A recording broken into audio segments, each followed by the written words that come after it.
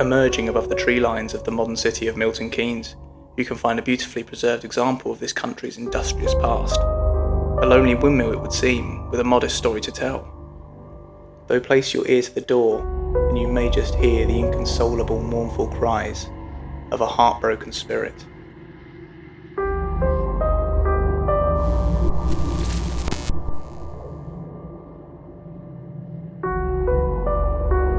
Thought to be the oldest tower mill in the county of Buckinghamshire, Bradwell Windmill was constructed around 1805 from local limestone and took advantage of its links to the nearby Grand Union Canal. The windmill operated for only 60 years before it was outcompeted by larger, modern mills, after which it stood derelict for a century, seemingly forgotten.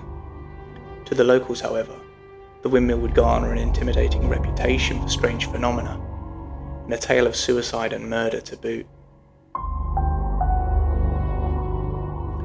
The story goes that in the late 1600s, two young men were vying for the affection of the miller's daughter. While they both succeeded in doing so, she was torn when choosing a suitor.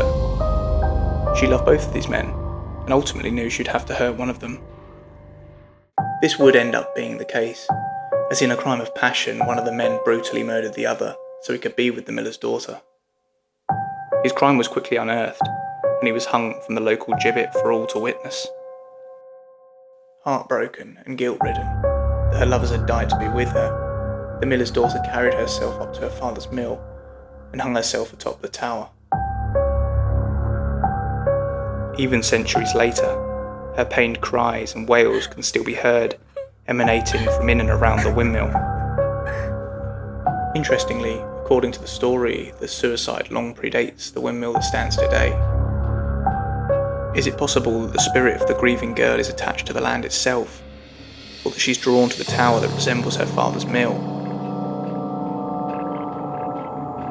The windmill's now been restored and sits as an imposing but beautiful historical landmark.